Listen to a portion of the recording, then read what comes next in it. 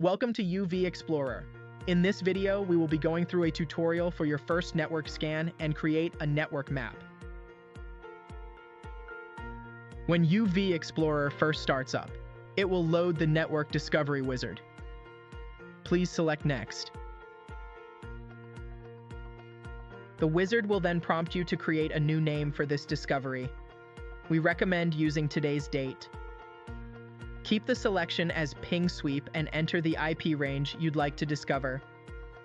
If you want to crawl your full network, select the ARP cache discovery method. Then click Next. The wizard will then ask for your network credentials.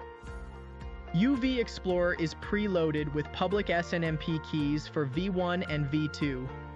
If you'd like to add more credentials, click the Add button. In order to discover Windows inventory data, you will need to enter WMI credentials. And in order to back up configuration files, you will need to add your SSH credentials.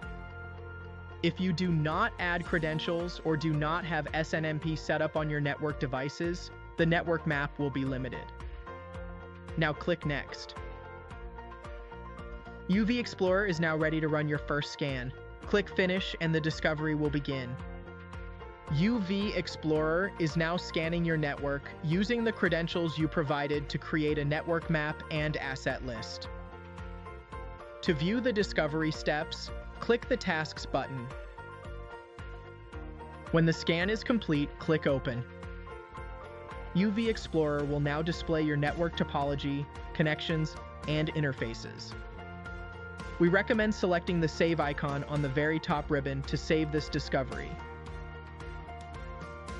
Thank you for watching this video on the configuring your first scan with UVexplorer. For more assistance, please visit UVexplorer.com.